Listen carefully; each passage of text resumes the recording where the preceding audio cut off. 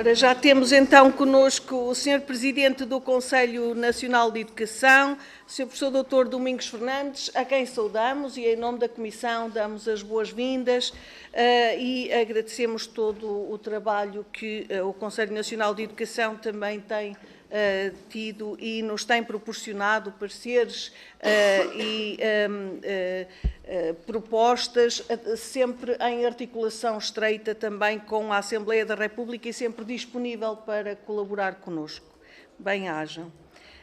Vamos então dar início a esta audição. A grelha de tempos já foi também divulgada. Teremos 15 minutos para uma apresentação inicial do relatório. Depois seguem-se intervenções dos grupos parlamentares de 5 minutos e, por fim, o Sr. Professor terá outra vez 15 minutos para responder ou para tecer as considerações que assim entender. Agradeço também o envio do exemplar e a divulgação através do link para que todos possamos ter acesso ao documento.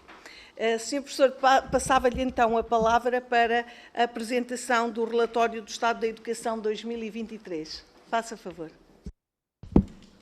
Muito obrigado, Sra. Presidente.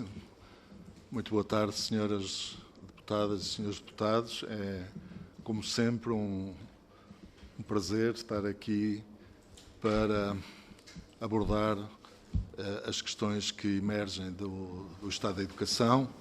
Já é a terceira vez que estou cá para esse propósito, tenho estado para outros. É sempre um prazer e é sempre uma oportunidade para poder, junto das senhoras e dos senhores deputados, refletir sobre as questões que, no fundo, orientam o nosso trabalho e que decorrem, obviamente, da nossa lei orgânica.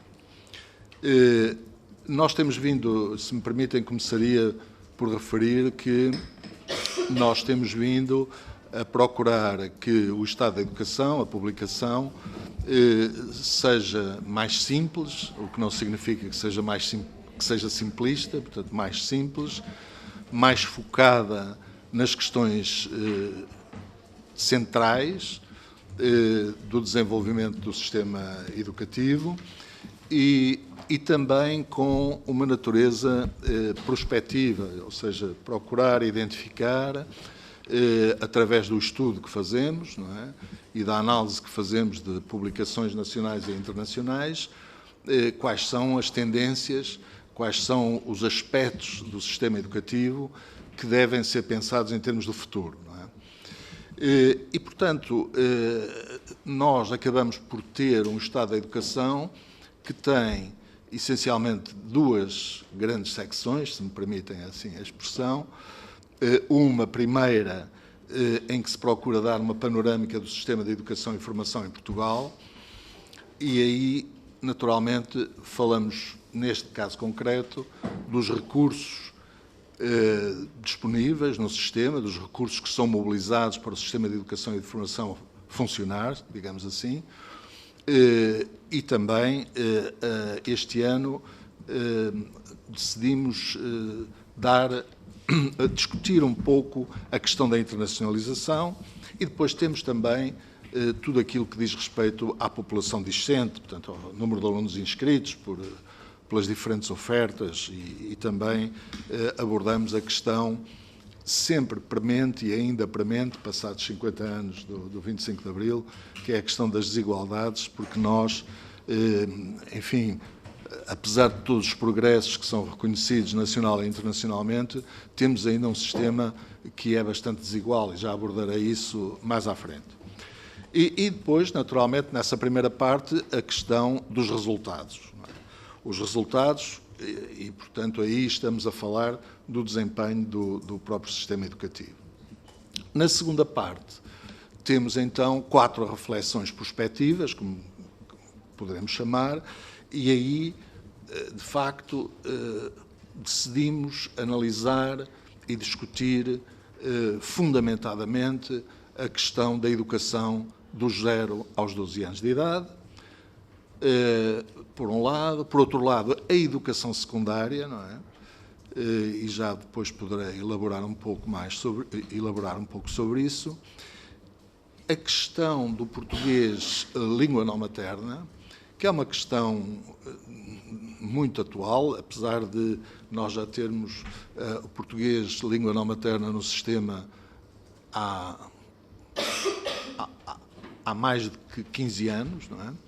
Se a memória não me falha, penso que 2006, portanto 18 anos, 19, e a questão também da pedagogia no ensino superior, na educação superior, porque pensamos que as questões da aprendizagem são normalmente muito abordadas ao nível da educação básica e da educação secundária, menos abordadas ao nível da educação superior, e elas também se colocam aí.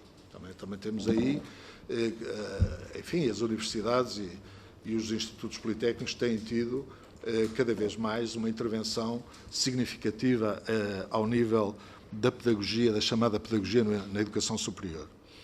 E, portanto, depois tivemos também a preocupação, e vamos apurando, vamos fazendo o melhor possível, de elaborar sínteses que facilitem, digamos, a identificação daquilo que podem ser considerados os aspectos mais relevantes, claro, do nosso ponto de vista, mas facilita também e orienta o leitor na consulta mais rápida, digamos assim, a um conjunto de matérias.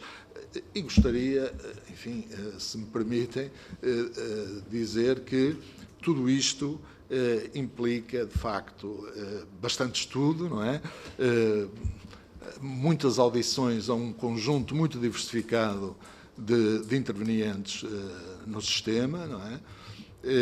A todos os níveis, a debates, sobretudo nas comissões especializadas permanentes. Eu tenho a sorte, como Presidente, de ter, de facto, um conjunto de pessoas a coordenar essas comissões, que são pessoas que trabalham bastante e trabalham bem, e, portanto, estamos, desse ponto de vista, digamos que o Conselho, se aliarmos essa qualidade à qualidade dos assessores técnico-científicos, como está previsto na nossa lei orgânica, nós, de facto, enfim, temos tido condições para elaborar um trabalho que, de facto, sirva bem a sociedade portuguesa e que vá ao encontro também das necessidades dos deputados da Assembleia da República, não é? e do Governo. Não é? Portanto, é isso que nos tem movido nestes anos. Portanto, se pensarmos na primeira parte, eu não vou naturalmente ser exaustivo, até porque não tenho tempo, mas se pensarmos na primeira parte, nós poderemos referir que, de um modo geral, a evolução do sistema de educação e formação em Portugal é essencialmente positiva. Há um conjunto de indicadores que se têm mantido num percurso positivo e posso, por exemplo, dar o exemplo da taxa de cobertura do pré-escolar. Nós, neste momento, o país tem, neste momento, ao nível dos meninos e meninas com 5 anos de idade, tem praticamente 100%. Portanto, podemos dizer que está universalizada a cobertura aos 5 anos. Nos 4 anos temos 96,8%, o que tem vindo, portanto, a crescer em relação a anos anteriores. Onde está mais baixa, naturalmente, e penso que é natural, porque há várias razões que podem explicar, é ao nível dos meninos e meninas com 3 anos, que são 83%. Mas, portanto, temos feito aqui um percurso significativo. Também no que diz respeito à taxa de cobertura dos 0 aos 3 anos, há uma evolução positiva, portanto, estamos com 55,2% no continente, portanto, acima da meta estabelecida na União Europeia até 2030. Portanto, tem havido também aqui alguma evolução positiva.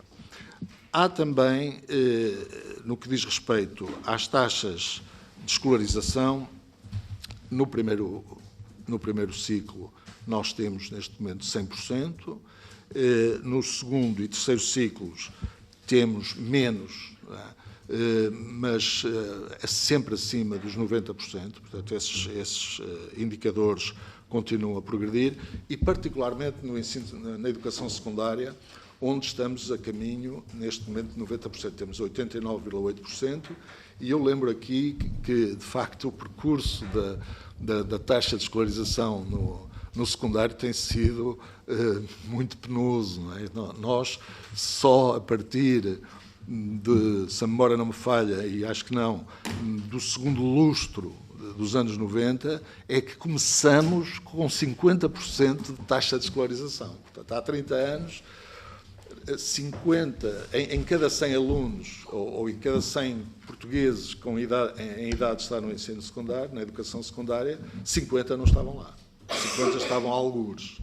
Portanto, isto tem sido um percurso que, do nosso ponto de vista, foi muito impulsionado mais recentemente por força da inclusão dos cursos profissionais nas escolas públicas. Isso teve um efeito muito significativo, e é por isso que nós temos vindo, quando falamos da educação secundária, na importância de valorizar a educação profissional, não é?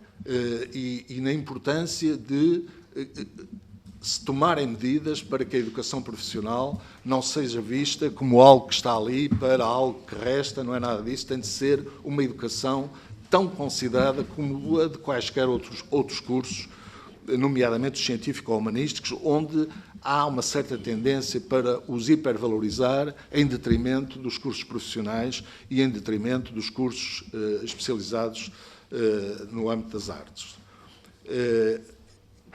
Também outra coisa que gostaria de referir, porque por vezes podemos ter uma ideia um pouco diferente, é que nós neste momento estamos com mais alunos no sistema. Portanto, nós temos mais alunos no sistema. Há zonas do país onde foi necessário abrir salas de aula. Porquê? Porque temos um número muito significativo de alunos migrantes que estão a estudar nas escolas em Portugal. Portanto, temos cerca de 140 mil alunos, e esse número tem vindo a crescer de ano para ano. Portanto, neste momento, eu gostava de lhes dizer, só para... temos 142.760 alunos estrangeiros no sistema, não é? E temos aqui uma percentagem de cerca de 12% na educação básica e uma percentagem de cerca de 10% na educação secundária. Isto são números muito significativos, não é? São números muito significativos e que leva àquilo, porque nós invertemos a tendência de inverno demográfico, enfim, como às vezes ouvimos, não é? Aqui a este nível, e, portanto, neste momento temos mais alunos no sistema educativo português. É claro que há também outros aspectos que me parecem ser de referir deste lado mais positivo. Uma delas que eu acho que é importante referir é que nós, apesar de termos falta de docentes, e é um problema grave que temos de enfrentar, já lhe farei referência mais adiante, a verdade é que nunca o sistema educativo e formativo português teve professores com as qualificações que existem neste momento. Ou seja, nunca tivemos professores tão qualificados, com percentagens significativas de professores com graus de mestre e graus de doutor, inclusivamente.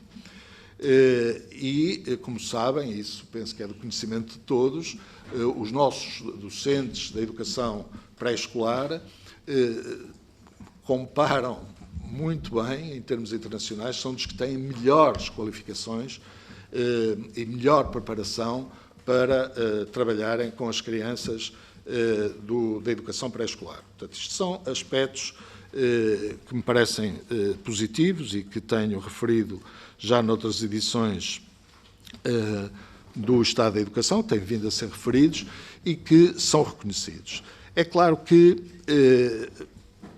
temos, naturalmente, um conjunto de preocupações, um conjunto de desafios, um conjunto de problemas que temos de enfrentar. E começo já por um que referi há pouco, que é a questão do português língua não materna. Não é? a questão do português da língua não materna é uma questão preocupante. De acordo com os dados que nos foi possível obter, cerca de 13.900 alunos do ensino básico e da educação secundária tiveram acesso ao português como língua não materna, mas umas contas, enfim, feitas de forma até, eu diria, até algo generosa, mostram-nos que provavelmente cerca de 50 mil alunos necessitariam dessa disciplina. Portanto, nós temos aqui um problema que tem de ser enfrentado. É verdade que o Governo tomou uma decisão no sentido de introduzir mediadores linguísticos e culturais nas escolas, que é uma medida positiva, que vemos como positiva, mas não sabemos, pensamos que talvez não seja suficiente. E essa questão é uma questão mais complexa do que aquilo que pode parecer em termos da organização e funcionamento pedagógico das escolas, nomeadamente a constituição das próprias turmas, não é? E isso levanta alguns problemas e, portanto, há escolas que têm, por exemplo, ainda há dias soube aqui de uma escola de Odivelas, um agrupamento de escolas que tem 21 turmas de português de língua não materna, e há escolas ao lado que têm muita dificuldade em constituir essas turmas por razões internas, por razões de funcionamento. Portanto, essas escolas precisam de ser acompanhadas e esta é uma questão que de facto, preocupante. Outra questão que nos preocupa, eu já vi que o tempo já passou, mas depois voltarei nos outros 15 minutos a sinalizar algumas questões, mas há uma que eu gostaria de deixar desde já, que é a questão das crianças com problemas de saúde, com problemas de saúde de vários níveis. Portanto, as crianças normalmente referidas como tendo necessidades educativas especiais. E, como sabem, o Decreto-Lei 54, prevê determinados tipos de medidas, portanto, as medidas universais, as medidas seletivas e as medidas adicionais, que são medidas orientadas para que essas crianças, esses jovens, aprendam. Não é? Aprendam de acordo com as suas capacidades, de acordo com aquilo que lhes é possível.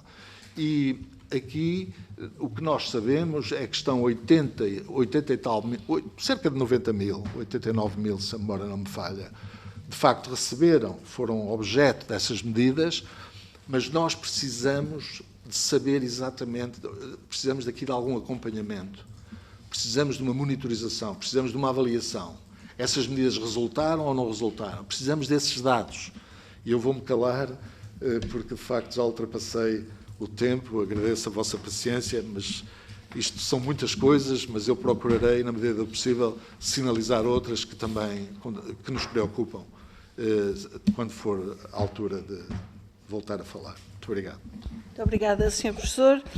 Dava então a palavra ao Grupo Parlamentar do PSD, a Sra. Deputada Inês Barroso. Muito obrigada, Sra. Presidente. Cumprimento as senhoras e os senhores deputados, os nossos assessores e, obviamente, o cumprimento especial para o professor Domingos Fernandes, em nome do Grupo Parlamentar do PSD, apresentando desde já também as felicitações pelo estudo apresentado no Estado da Educação 2023, que traz realmente dados bastante extensos e bastante pertinentes relativamente ao Estado da Educação, como o próprio nome indica. O Grupo Parlamentar gostaria de começar por referir o seguinte. A estratégia que adotámos para fazer esta intervenção ao Sr. Professor Domingos Fernandes foi no âmbito de, dentro do que está apresentado no relatório, também vermos se as medidas podem ser, se há medidas que estão agora em prática, também podem ser enriquecidas. Do vosso estudo, se há essa indicação de que, como dizia há pouco, em relação à educação inclusiva, o Decreto-Lei número 54 necessita de uma revisão para vermos o que é que deve e pode ser melhorado urgentemente. E, portanto, nós é nesse intuito que lhe vamos fazer algumas perguntas. Portanto, a questão principal do Ministério da Educação, desde que entrou em funções, a preocupação fundamental foi o facto de haver demasiados alunos sem aulas. Portanto, a partir do momento que há um aluno sem aulas, é um fator de preocupação. E, efetivamente, a escassez de professores agrava não só o progresso dos alunos, como o seu futuro académico e profissional, perpetuando um ciclo de desigualdade social. E, portanto, esta é uma questão que é demasiado óbvia de preocupação. Segundo o relatório, Portugal enfrenta uma das situações mais críticas da União Europeia no que diz respeito ao envelhecimento do corpo docente. A percentagem de professores com 60 ou mais anos quase duplicou, passando de 9,8 para 17,3, enquanto o número de docentes mais jovens sofreu uma redução significativa. Na faixa dos 30 aos 39, a percentagem caiu de 23,6 para 17,2. Como é do conhecimento geral, o Ministério apresentou e está a operacionalizar o plano Mais Aulas, Mais Sucesso, apresentando 3 eixos, 15 medidas, entre as quais a flexibilização, por exemplo, no eixo 2, no Gerir Melhor, a flexibilização de gestão de horários, o aceleramento da contratação de escola, a agregação de horários, outras medidas que não vou agora também elencar todas, mas que têm este intuito de diminuirmos o número de alunos sem aulas. Tem alguma indicação que nos possa aqui reforçar se há capacidade para fazermos mais, melhor, ou em que sentido é que devemos trabalhar? Depois, continuar que, portanto, apesar de haver aqui um crescimento de professores neste momento, sabemos que o relatório aponta que a formação de novos professores é ainda insuficiente. Daí que, como todos nós sabemos, o número de vagas para o ensino superior tem aumentado e tenha inclusivamente aberto a possibilidade de haver maior contratação de professores estrangeiros e sobre estas medidas, é óbvio, o objetivo é o mesmo, queremos alunos com aulas. Se tem também algum comentário a fazer. Relativamente aos estudantes inscritos, sabemos que já foram serão atribuídas 2.000 bolsas anuais a estudantes e 500 bolsas para estudantes de mestrado.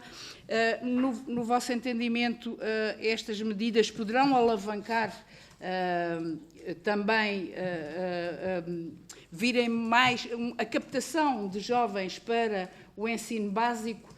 Portanto, que estas bolsas são destinadas a estes ciclos de ensino e, portanto, saber se lhe parece que pode ser assertiva esta medida. Em termos do português língua não materna, e neste cenário que tão bem descreveu há pouco, também dizer que, como o Sr. Professor disse, o Governo tem aberto a contratação de mediadores culturais e, portanto, para fazer precisamente este apoio aos agrupamentos de escolas, à escola em si no nosso país, para que possamos dar maior resposta. É óbvio que este plano, que está inserido no Aprender Mais Agora, pretende precisamente atualizar instrumentos de diagnóstico e orientação dos alunos no âmbito deste português língua não materna e ainda criar um nível 0 do PLN. PLNM. Parece-lhe também um caminho que possa ser seguido. Relativamente ao desempenho académico, que é preocupante nas áreas, sobretudo da matemática e da escrita, também perguntar se tem alguma medida que possa ser revista e indicada neste âmbito. Senhora Presidente, só mais um minuto. Como poderemos reforçar a inclusão dos alunos estrangeiros e garantir o português língua não materna a todos? Que fatores desencadearam neste momento um aumento da taxa de retenção do terceiro ciclo, se conseguiram identificar este aumento, e que metodologias devemos fazer para tornar mais eficientes as medidas que estão em prática. No âmbito do ensino superior, ainda dizer que o aumento de vagas na medicina internacional foi também uma proposta de darmos mais formação, termos mais médicos, se porventura têm alguma opinião sobre esta medida, agradecendo desde já todos os contributos que o Sr. Professor muito bem nos tem partilhado com toda esta Casa e a nossa Comissão. Muito obrigada, bem-aja. Muito obrigada, Sra. Deputada. Pelo Grupo Parlamentar do PS tem a palavra a Sra. Deputada Isabel Ferreira. Muito obrigada, Sra. Presidente. Cumprimento a todos aqui presentes e começo por agradecer ao Sr. Presidente do Conselho Nacional de Educação, Domingos Fernandes, agradecer todo o trabalho que resultou neste relatório, que identifica claramente as tendências mais significativas e as suas implicações no desenvolvimento das políticas educativas. São, de facto, muitos dados, certamente muitas horas de dedicação até chegarmos aqui a este relatório, mas queria, essencialmente, destacar 3 pontos.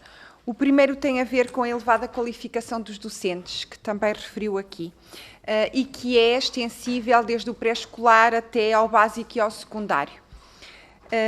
Não só a nível do mestrado e doutoramento, mas também das atividades de formação contínua.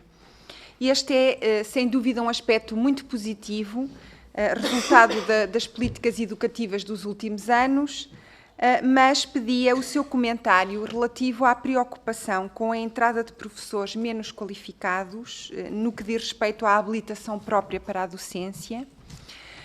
Também, no que diz respeito ao envelhecimento da classe docente e a reposição dos docentes que vão saindo do sistema, e isto também é transversal ao ensino superior e que é absolutamente essencial para garantir a sustentabilidade das instituições, o Governo aumentou vagas nos cursos de ensino básico, também no seguimento do que já vinha sendo feito pelos governos anteriores, mas o número de estudantes em mestrados que conferem habilitação para a docência é ainda reduzido e, portanto, gostava também de saber o seu comentário relativamente às estratégias neste sentido.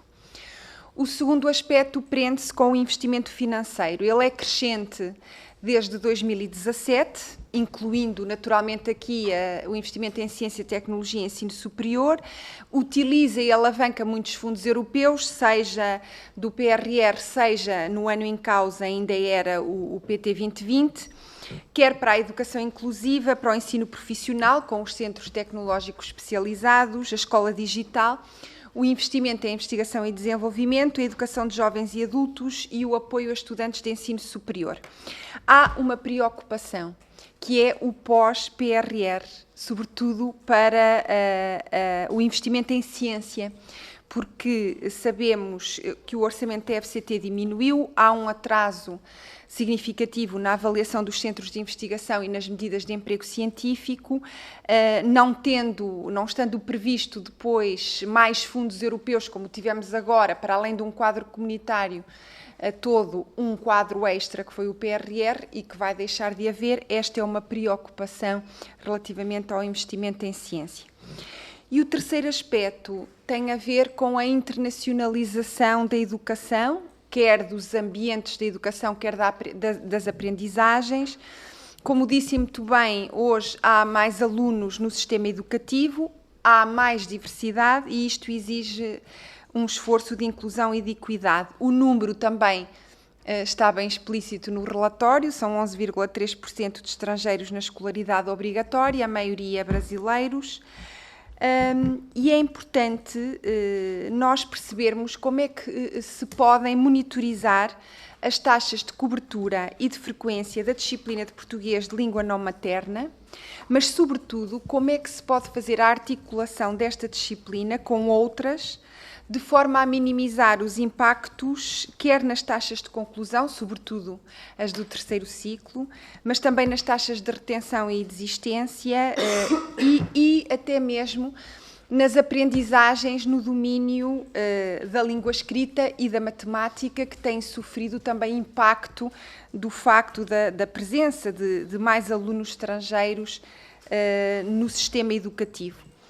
Depois, estes eram os 3 aspectos essenciais, mas não poderia também deixar de referir a preocupação que também fica explícita no relatório que apresentam sobre o déficit dos alunos nas áreas STEM. Estas áreas das ciências, das engenharias, das tecnologias e da matemática são absolutamente estruturantes para o desenvolvimento do país e, sobretudo, o seu posicionamento mais competitivo. E, portanto, também como é que veem esta questão do déficit de alunos nestas áreas em particular e também a necessidade absoluta da inovação pedagógica no ensino superior, foi criado um conselho neste sentido, mas é muito importante perceber as abordagens a ser feitas para transformar ou fazer a transformação pedagógica que o ensino superior necessita, garantindo, sobretudo, a equidade e combater o abandono e as desigualdades e garantir a qualidade das aprendizagens. Muito obrigada, Sra. Presidente. Muito obrigada, Sra. Deputada. Pelo Grupo Parlamentar do Chega, vai usar da palavra o Sr. Deputado José de Carvalho. Muito obrigado, Sra. Presidente, Srs. Deputados, Sr. Presidente do Conselho Nacional de Educação, Sr. Professor Domingos Fernandes. Em primeiro lugar, agradecer em nome do Grupo Parlamentar do Chega a presença e congratular-nos com a possibilidade de ouvirmos nesta Comissão o Conselho Nacional de Educação que o Sr. Professor aqui representa. Em segundo, naturalmente, agradecer a disponibilidade para, em conjunto, falarmos sobre o assunto do ensino em Portugal. Quer dizer, não é por nós, mas pelas famílias, pelos alunos e por todos aqueles que fazem acontecer a escola e, como nós sabemos, são tantos. Professores, técnicos, terapeutas, funcionários, diretores, psicólogos, etc. Em terceiro lugar, agradecer os desafios que este relatório nos traz e que o professor Domingos Fernandes aqui referiu nas palavras iniciais. As inquietações, reflexões são importantes e fulcrais para quem se dedica a pensar o ensino e a legislar sobre ele. A propósito do relatório, permitam-nos referir que para nós há uma distinção clara entre educação e ensino e que o relatório que aqui nos traz não segue. Para nós, a educação compete à família, o ensino à escola. Choca-nos, e peço desculpa pelo termo que estou a usar, e eu repito, choca-nos que o ensino superior, neste relatório, tenha a denominação de educação superior. Vejamos, alunos adultos, muitos deles com mais de 20 anos ou 30, estão na universidade ou no Politécnico para receber uma educação superior. Quer dizer, do nosso ponto de vista não faz sentido. Os jovens e adultos vão para a Universidade e Politécnico receber formação técnica e científica. Não podemos menorizar os jovens e adultos e desconsiderar o papel das famílias na missão fulcral à educação. Este é um dos pontos em que não conseguimos estar de acordo, contudo, o respeito pessoal e institucional, como é óbvio, não sai daqui beliscado e está garantido, portanto podemos ficar todos tranquilos. Dito isto, no relatório há dados sobre um inegável sucesso estatístico, especialmente quando comparamos a escolaridade e o abandono escolar desde 1974 até aos dias de hoje, e certamente que se recuarmos até à Idade Média ou à pré-história, maior o sucesso. E, portanto, o relatório aborda o sucesso. Agora, a pergunta que se impõe é se esse sucesso é real ou artificial. A facilitação na transição dos alunos nas escolas deste país é um debate que, do nosso ponto de vista, é fulcral e quem frequenta as escolas sabe que este é um problema bem real. Uma pergunta direta que o país coloca, de forma absolutamente clara, é como é que é possível termos crianças com 7 e 8 anos, alguns em pleno segundo ano ou do terceiro ano, e sem conseguir ler uma palavra. E, portanto, esta é claramente uma preocupação que eu julgo que é partilhada por todos aqueles que aqui estão nesta comissão. E, portanto, a pergunta que aqui se faz é que sugestões pode deixar-nos para nós, enquanto decisores políticos, e, portanto, da nossa parte, julgo que estaremos todos disponíveis e receptivos a soluções que possam, eventualmente, aqui apresentar. Outras reflexões que também aqui deixamos é qual a relação entre este sucesso e das estatísticas e a qualidade das aprendizagens adquiridas pelos alunos. Será que este sucesso estatístico se deve ao facilitismo? Portanto, é a pergunta que aqui deixamos. Para nós, para o Chega, os exames são um elemento de avaliação fundamental para todos os níveis de ensino. Os exames, afinal, representam sinais de exigência, rigor e um meio eficaz de atribuirmos à escola o verdadeiro elevador social que lhe compete. Para nós, rigor, exigência e meritocracia são fulcrais para a escola que queremos construir. Para o Chega, a cultura do facilitismo agrava as desigualdades sociais e impede a escola de servir como elevador social. Atendendo a estes pressupostos, a pergunta que aqui fazemos é se será possível partilhar connosco a posição do Conselho Nacional de Educação sobre os exames nacionais. No relatório, faltam-nos, portanto, questões que faltam, do nosso ponto de vista, faltam dados sobre a máquina burocrática que asfixia as escolas e os professores, faltam dados sobre violência e indisciplina, que são uma verdadeira pandemia das escolas do país. Faltam informações também sobre as pressões psicológicas a que são sujeitos os professores, dados sobre o absentismo escolar dos alunos, dados sobre o acesso às novas tecnologias por parte dos alunos e as condições das escolas para esse acesso. Faltam também dados concretos sobre o ensino privado e cooperativo dos vários graus de ensino. Portanto, e aqui a pergunta que nós também colocamos é se será possível no futuro o Conselho Nacional de Educação olhar com um pouco mais de atenção para o ensino privado e cooperativo em Portugal, uma vez que ele representa atualmente cerca de 20% da oferta nacional do ensino. Uma palavra também para o ensino profissional, e que aliás o Sr. Professor aqui referiu na intervenção inicial, e que também nós concordamos que de facto o ensino profissional deve ser claramente uma prioridade nacional e que permita a qualificação dos nossos jovens para uma plena integração no mundo do trabalho. Uma nota ainda para o desafio que também temos, e que o Sr. Professor aqui referiu na intervenção inicial, a propósito do desafio que aqui está colocado a todas as escolas do país, incluindo naturalmente as regiões autónomas de Açores e Madeira, que são os alunos estrangeiros que estão a chegar e que colocam inúmeros desafios aos professores, aos diretores e demais comunidade escolar. Sabemos que o diagnóstico está feito, a pergunta que se faz é que soluções imediatas para estes desafios. O relatório aborda também a falta de professores nesse verdadeiro inverno docente em que vivem as escolas e, portanto, a pergunta que nós fazemos aqui também é se há soluções também elas imediatas e quais as medidas prioritárias para resolver esse problema. Outra questão também aqui, que se me permitem, e para terminar, a propósito do ensino doméstico, pergunto se este relatório nos traz dados concretos sobre esta verdadeira opção das famílias e naquilo que é a base da verdadeira liberdade de ensino e de educação, e termino naturalmente da mesma forma que iniciei, agradecendo a presença do Sr. Professor, os esclarecimentos que aqui nos traz e este belíssimo debate sobre as questões do ensino e da escola e que a todos nós nos preocupam. Muito obrigado.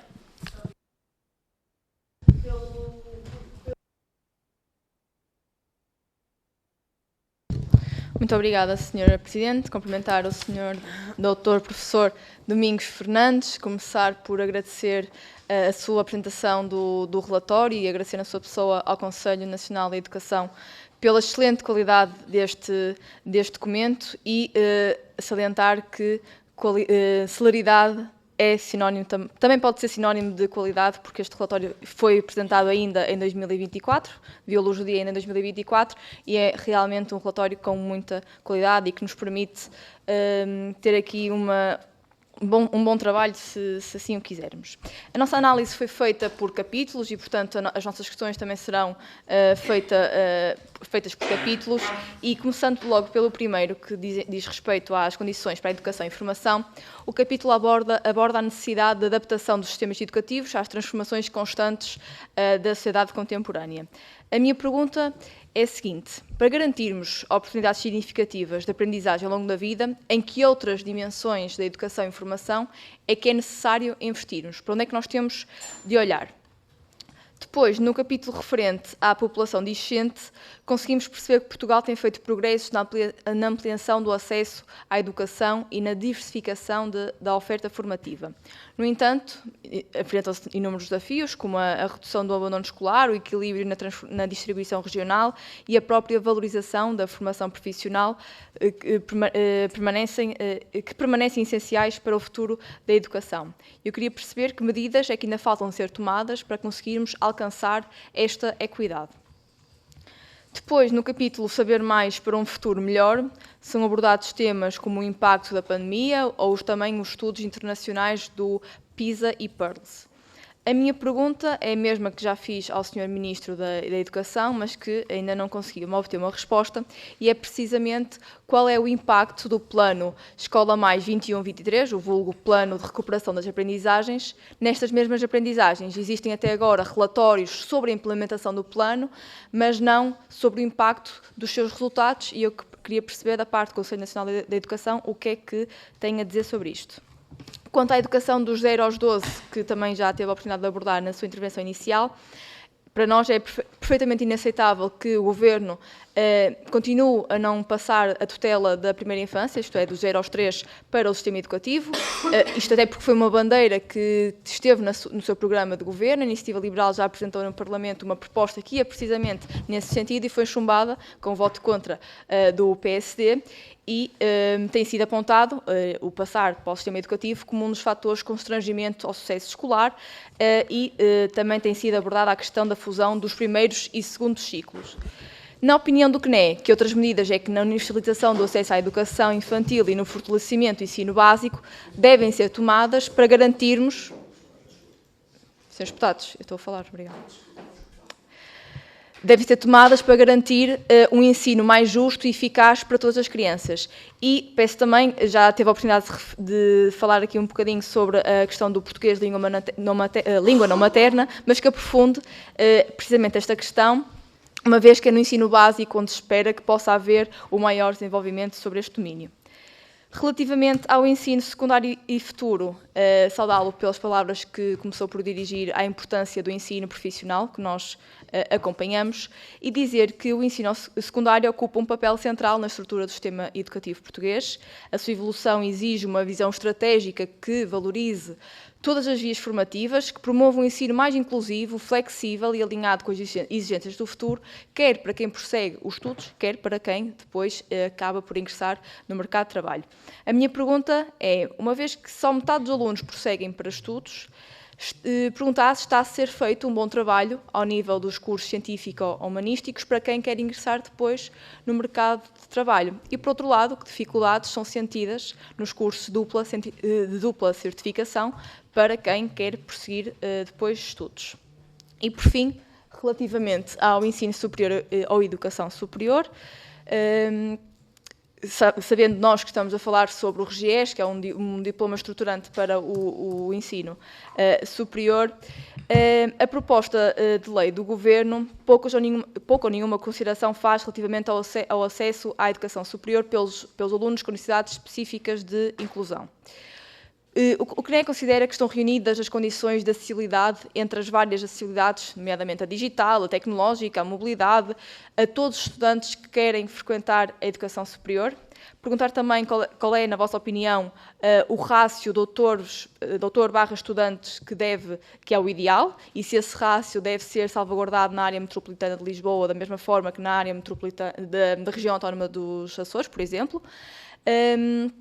Quanto à composição do Conselho Geral, qual é a vossa opinião quanto ao facto de as personalidades externas reconhecido mérito terem uma percentagem de representação de 10%, que é superior aos alunos e de 25% superior ao pessoal técnico, não docente e não investigador? E, por último, relativamente ao mandato do reitor, ou presidente, tinha sido anunciado, ainda numa fase de draft do documento, um mandato de 6 anos não renovável. Nesta proposta de lei que nos chegou, o Governo recuou nesta medida, mantendo os 4 anos renováveis uma única vez, exatamente uma única vez, e eu queria perguntar ao Sr. Presidente se, na opinião do CNE, qual é que terá sido o motivo para este recuo. Obrigada. Obrigada, Sra. Deputada. Tem a palavra agora pelo Grupo Parlamentar do Bloco de Esquerda a Sra. Deputada Joana Mortágua. Muito obrigada. Sr. Presidente, queria cumprimentar o Presidente do CNE. O relatório deste ano levanta muitas preocupações, algumas são... têm vindo a ser reiteradas ao longo do tempo, outras têm um enfoque novo, embora não sejam desconhecidas. Eu queria tentar que conseguíssemos sintetizar quais são as principais preocupações que se retiram deste relatório ou aquelas em que seria possível tomar ações imediatas.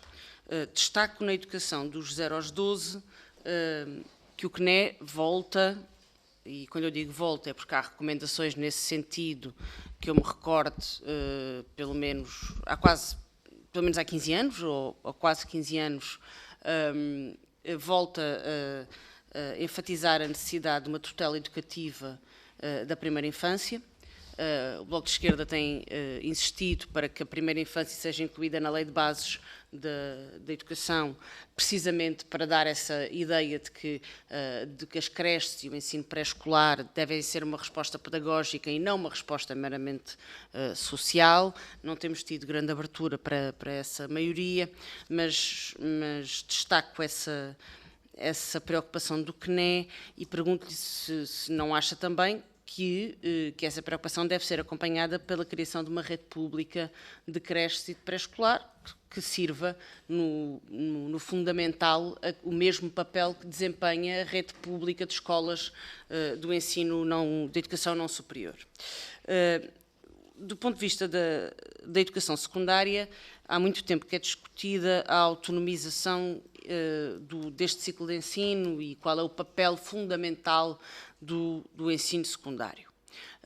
A verdade é que o ensino secundário nunca conseguiu libertar-se da sua função de ciclo de preparação para a entrada na universidade.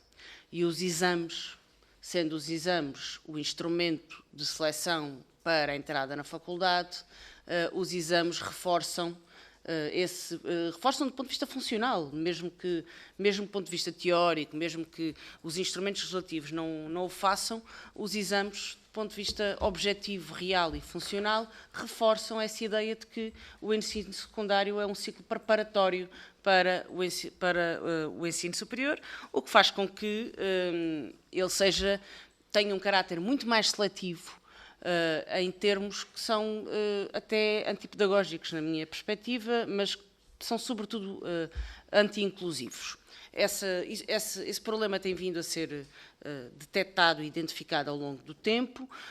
Pergunto-lhe se há forma de combater esta questão da autonomização deste ciclo de ensino sem o separar a conclusão do ensino secundário da entrada na universidade ou no ensino superior.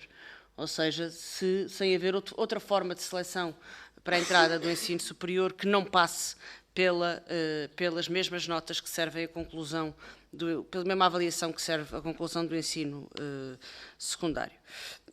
Sobre a falta de avaliação, a única pergunta que eu posso fazer é se o CNEC considera fazer uma recomendação ao Governo relativamente aos dados que acha que são necessários e que não há, e que nós não temos para fazer avaliação em determinadas matérias.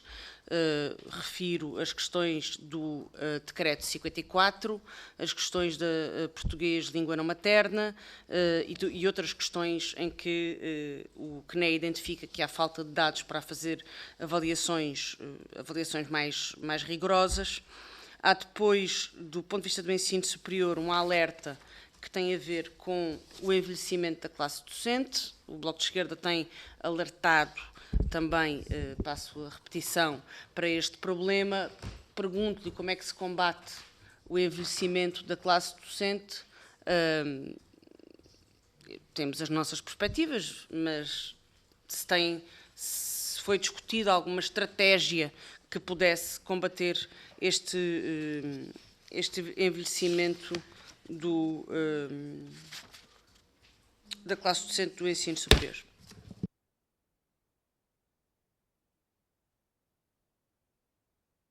Deputada. Muito obrigada. Passamos então a palavra ao Grupo Parlamentar do PCP, a Sra. Deputada Paula Santos. Faça favor.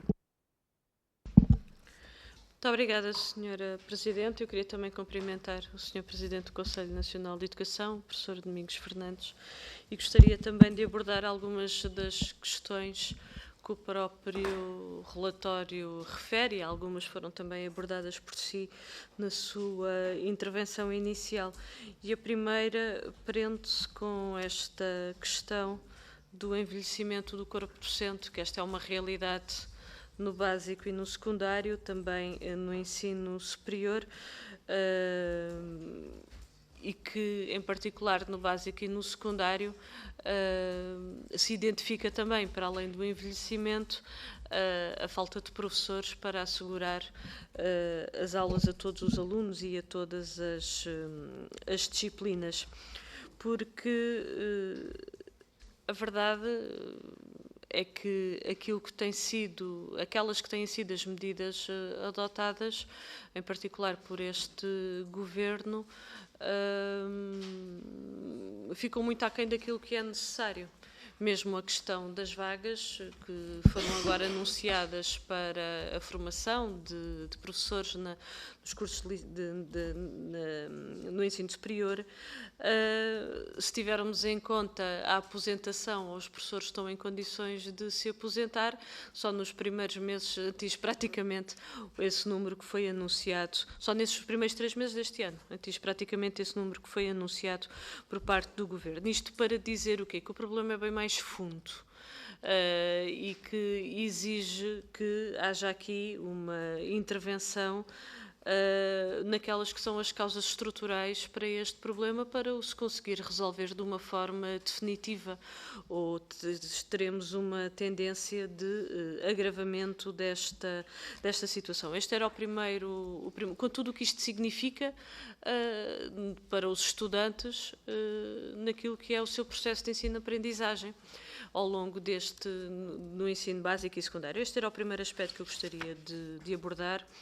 Um segundo aspecto, foi aqui suscitada esta questão relativamente ao português língua não materna.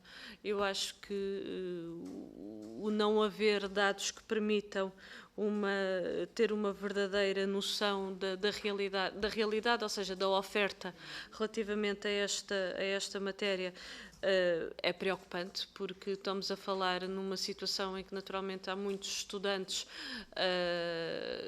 que estão a ingressar na escola pública, que a sua língua materna não é o português e naturalmente há que encontrar as soluções e encontrar os caminhos para assegurar uma verdadeira integração e acolhimento e inclusão por parte de todos estes jovens.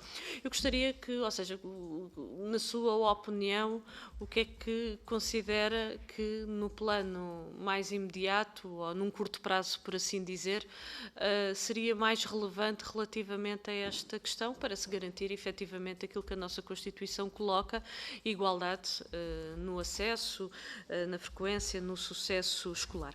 Faz aqui também referências no estudo, no relatório, a uma questão que nós também temos vindo a intervir e consideramos que é de uma grande importância, que se prende com a primeira infância, dos 0 aos 3 anos, também no que diz respeito ao pré-escolar e a necessidade de integrar plenamente as crianças de 3 e 4 anos. Estou a fazer referência ao que aqui está efetivamente escrito. Isto exige investimento e parece-nos que, no que diz respeito inclusivamente dos 0 aos 3 anos, há aqui ainda um grande caminho a percorrer, desde logo na disponibilização de vagas que permita assegurar a resposta a todas as crianças nesta faixa etária, mas também uma questão que é, e naturalmente a sua gratuitidade para todas, que é isso que nós também colocamos, mas é suscitada aqui uma matéria que existe também um outro olhar, que é de facto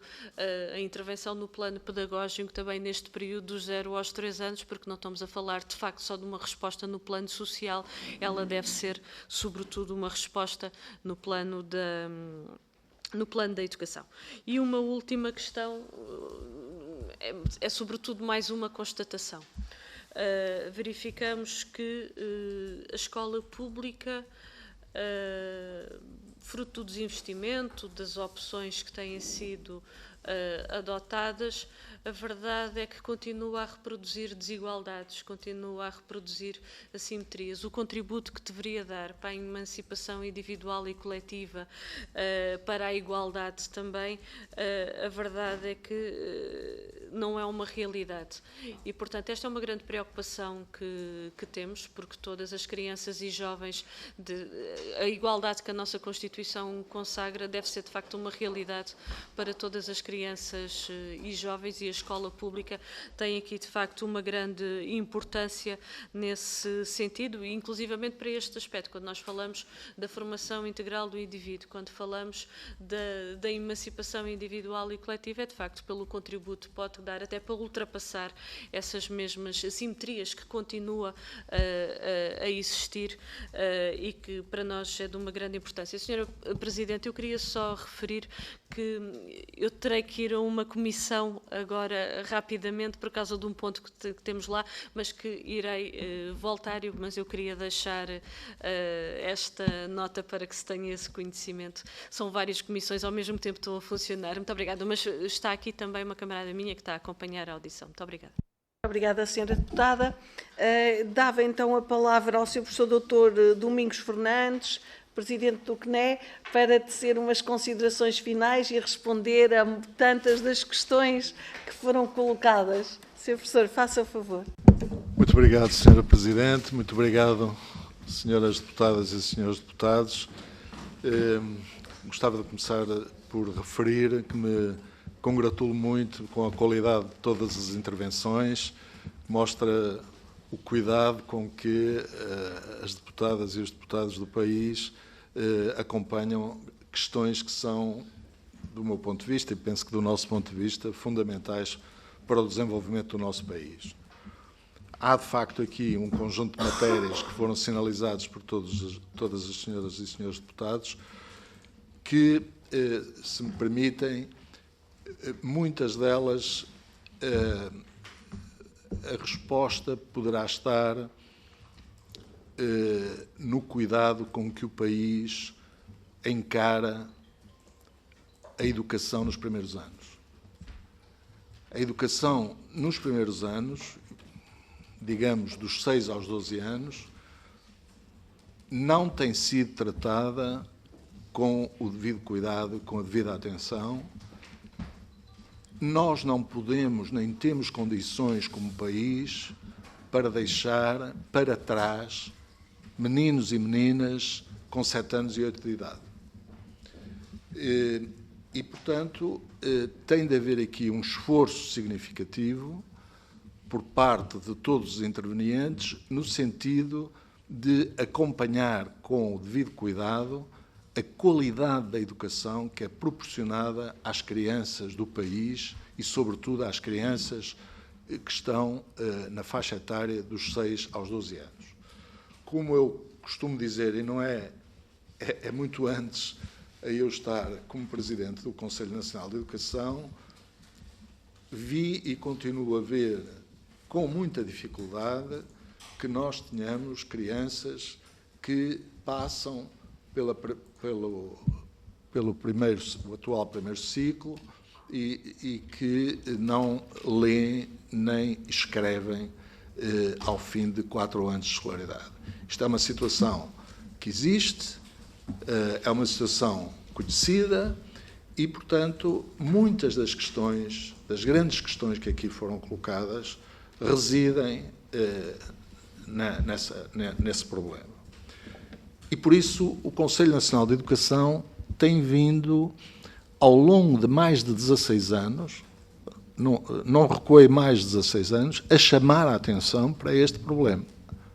Nomeadamente, há 16 anos atrás, foi feita uma recomendação por parte do Conselho Nacional de Educação que tinha muito a ver... Como? Eu disse 15, não foi? Não foi por muito. Vai fazer já 17, por acaso. Este ano faz 17 anos. E essa recomendação foi feita no sentido de cuidarmos, não é, da educação nos primeiros anos, nomeadamente com a abolição do segundo ciclo, que, aliás, está no programa do atual Governo. Outra questão que eu gostaria de sinalizar, e agradecendo mais uma vez, enfim, todas as intervenções, por exemplo, no domínio do português de língua não materna, eu não tenho, digamos, nem ninguém terá uma solução no bolso para como é que nós vamos poder responder a esta matéria. Provavelmente merecerá, digo eu, provavelmente merecerá uma reconfiguração nos pressupostos. Não vamos mexer, portanto, sabemos que precisamos de um apoio para os alunos que não falam a língua portuguesa, e esses alunos que não falam a língua portuguesa e se não a dominam, não aprendem. É o mesmo que acontece com as crianças que, não sabendo ler na altura em que têm de saber ler, não sabendo escrever na altura em que têm de aprender a escrever, depois não aprendem o resto e ficam para trás. Esta é que é a realidade e, portanto, nós temos de ter aí cuidado. E, em relação ao português de língua não materna, eu julgo que as autarquias podem ter, não só nesta matéria, como até noutras matérias, podem ter um papel muito relevante no apoio a um conjunto de problemas com os quais a escola se debate, não é? E esse é um deles. Aliás, muitas autarquias, ou algumas autarquias pelo menos, já têm neste momento um conjunto de sistemas de apoio aos alunos migrantes. Assim como, passando agora para outro plano, há universidades que têm, neste momento, e institutos politécnicos que têm sistemas de apoio a jovens que ingressam nas universidades sendo estrangeiros e que têm problemas ao nível da língua. E, portanto, eu penso que a questão... Primeiro, há que verificar, não é, porque é que...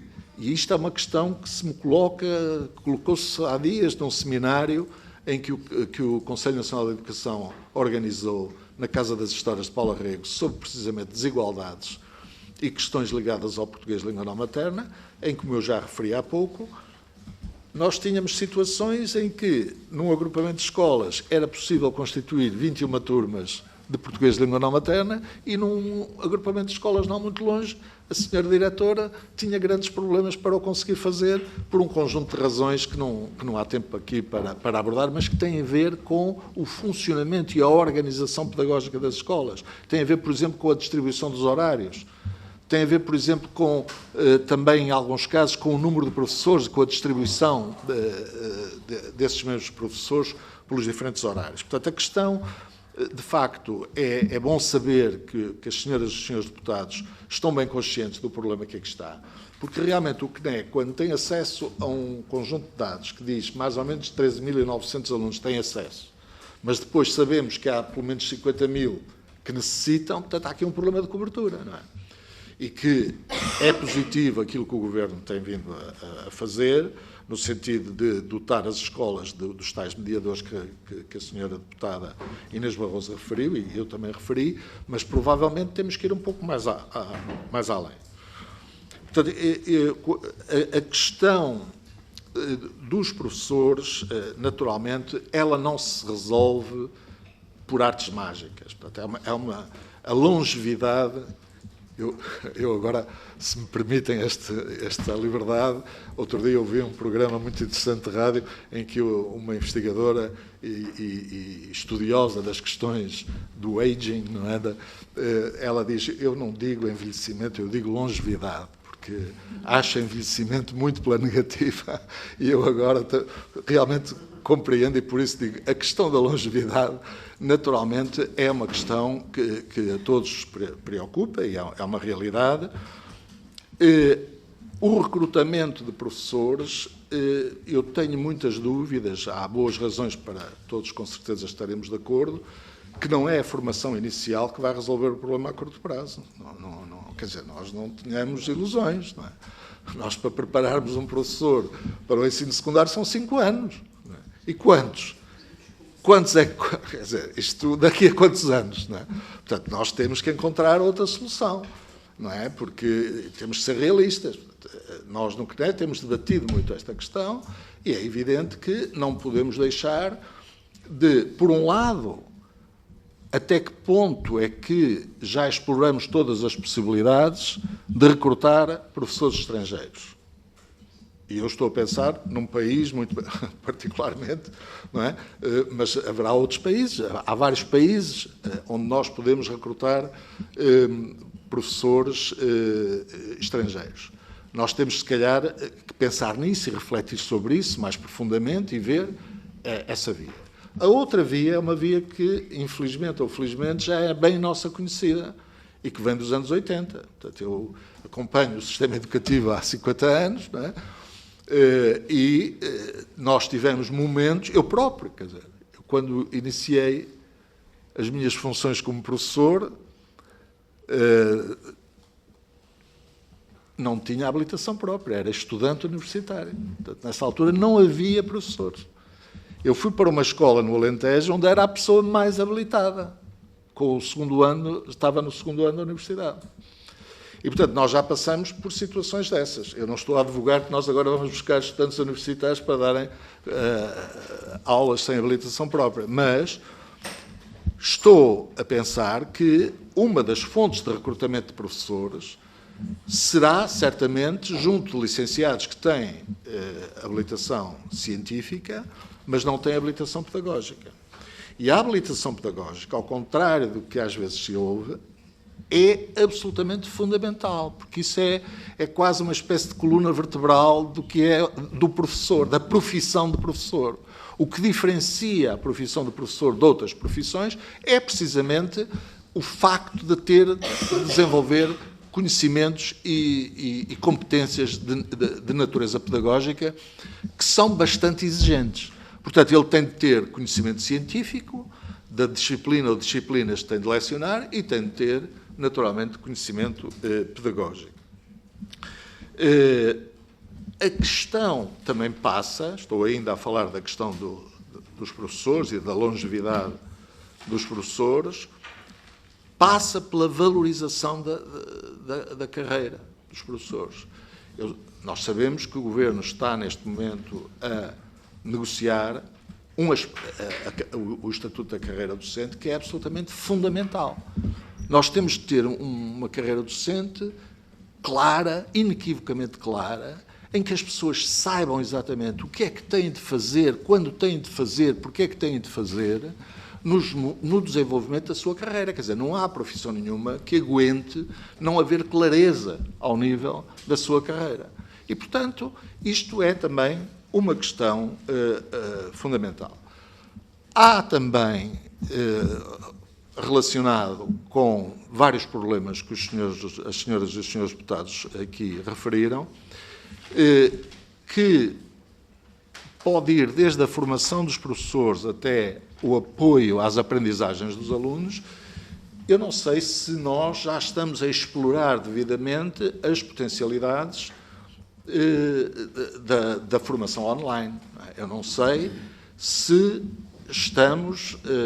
se não necessitaremos de pensar mais profundamente acerca desta matéria, sobretudo, tem de haver, quer dizer, nós temos de ter a inteligência nas escolas e no sistema de engendrar uma forma, não é, de articular o saber profundo que existe nas escolas, o saber profundo e o interesse e o empenho de muitos professores têm, não é? Ou que a grande maioria dos professores têm para que os seus alunos aprendam, porque os professores são os primeiros a sentir o facto de os seus alunos não terem aulas a determinadas disciplinas. E eu quero acreditar que todos estão disponíveis para se mobilizar, não é? Para um sistema ou para sistemas, eu nem falaria só num sistema, falaria para sistemas que permitam apoiar os meninos e as meninas que não têm aulas, não é? Que não é matéria nova em Portugal. Eu tenho memória, porque sempre estudei o sistema educativo com algum cuidado, por obrigação profissional e por desenvolvimento da carreira. E, portanto, sempre, lá está o desenvolvimento da carreira. Lá está. Eu sabia o que é que tinha de fazer na universidade para poder fazer as coisas num certo momento, etc. Portanto, essa questão da valorização dos docentes é muito relevante, é muito importante. A questão da exploração dos meios disponíveis ou que se podem disponibilizar em termos de formação online, não sei se estão todos esgotados, penso que era capaz de ser importante pensarmos um pouco sobre o assunto. Senhoras deputadas e senhores deputados, já devem ter percebido que eu estou a procurar responder um pouco a todos em termos globais, porque é muito difícil, porque foram muitas questões. Há aqui algumas questões que eu gostaria ainda de referir, que é a questão que a senhora deputada Isabel Ferreira referiu e que na verdade, eu de certo modo já procurei responder, que é a questão das aprendizagens, da qualidade das aprendizagens. Aliás, o Sr. Deputado José Carvalho também referiu a qualidade das aprendizagens. Eu não diria, eu tenho alguma dificuldade em dizer que há facilitismo. Tenho alguma dificuldade, mas não tenho dificuldade nenhuma em considerar que a qualidade, nós chegamos a um momento do sistema educativo em que temos que apostar mais na qualidade das aprendizagens dos alunos. E isso significa que nós temos, como eu iniciei a minha intervenção, de olhar mais para as aprendizagens nos primeiros anos de escolaridade. Isso significa também que nós temos de fazer alguma coisa no sentido de a educação secundária, e para haver educação tem de haver sempre ensino, naturalmente, Sr. Deputado, com certeza, mas que a educação secundária não seja um mero corredor de passagens, isto está gasta, esta palavra, ou esta expressão, um mero corredor de passagem para o ensino superior. Não é bom, nós temos de fazer uma reflexão muito profunda e cautelosa e cuidadosa e fundamentada sobre o que é que queremos da educação secundária no nosso país.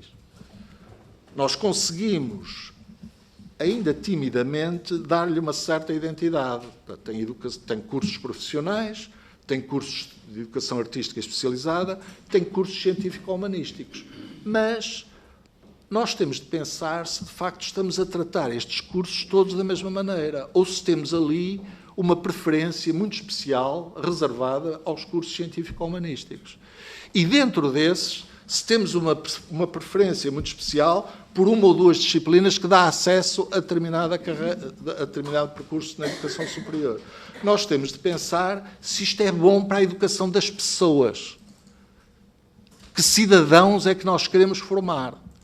Nós queremos formar cidadãos que estão despertos para os desenvolvimentos científicos, culturais em geral, mas artísticos, humanísticos, homens e mulheres que estão conscientes das coisas boas que a vida tem, mas também estão conscientes do conjunto de questões sociais que nos afetam. Quer dizer, que tipo de cidadão é que nós queremos formar? Queremos formar um cidadão que estuda aquelas duas disciplinas. Já está. Estou no ensino superior. Está tudo resolvido? Ou queremos formar cidadãos verdadeiramente solidários com os seus cidadãos? Queremos formar cidadãos conscientes das questões que nos afetam?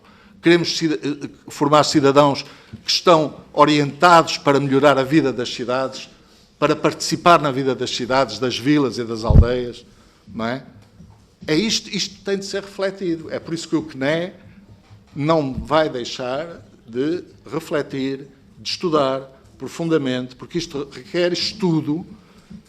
Nós temos de estudar no CNE e noutros sítios, é preciso estudar, é preciso ler as coisas, é preciso aprofundar a reflexão através do conhecimento e através daquilo que é publicado, quer em relatórios internacionais da Unesco e da OCDE, como a investigação que se desenvolve nas universidades um pouco por todo o mundo. Portanto, estas são questões que eu já ultrapassei o tempo, havia muito mais questões, mas deixem-me só terminar com uma questão que eu não tive oportunidade e que eu, se me permitem, senhoras deputadas e senhores deputados, senhora Presidente, se me permite, é uma questão que temos também de olhar com muita atenção, que é a questão da educação de adultos. Nós não nos podemos esquecer, vejam só isto, os alunos da escolaridade obrigatória de 12 anos, só há 2 ou 3 anos, muito recentemente é que começaram a sair, se me permitem. Isto tem uma reflexão, isto tem uma consequência que todos conhecemos. Nós temos cerca de 3 milhões de portugueses que estão na vida ativa, que têm no máximo a educação básica. Nós temos imensas pessoas que estão na vida ativa, com 40 e poucos anos, têm no máximo o 6º ano de escolaridade. E a questão da educação de adultos tem de ser encarada, porque, reparem, é que não são pessoas... Há aqui um engano, eu acho. Isto vai acabar porque eles estão todos a morrer. Não. Tem 40 e poucos anos. Eu ainda agora vim com uma pessoa no automóvel que tem 40 e poucos anos, tem o 6º ano de escolaridade. Atenção. E, portanto, esta é uma questão que está muito adormecida na reflexão que os intervenientes na educação tem feito ultimamente. Agradeço muito e peço desculpa porque realmente não consegui seguramente responder a todas as questões. O que lhes posso garantir é que no CNE, no Conselho Nacional de Educação, nós vamos prosseguir o estudo e a reflexão no sentido de prestar um serviço público de qualidade e, sobretudo, nesta nossa relação profícua com a Assembleia da República e, naturalmente, com aquilo que são os pareceres e as recomendações que partilhamos com o Governo. Muito obrigado, Sr. Deputado. Muito obrigada, Sr. Presidente. Mais uma vez, em nome da Comissão, agradeço a partilha, a elaboração do estudo, do relatório e as respostas que nos trouxe e que deu aqui às questões levantadas pelos grupos parlamentares. Naturalmente eram muitas e temos consciência da dificuldade que é responder a todos, mas de uma maneira geral abordou várias temáticas, deixando-nos também alguns desafios sobre os quais teremos todos de pensar. Muito obrigada, Sr. Presidente. Continuação de um bom trabalho e até uma próxima oportunidade.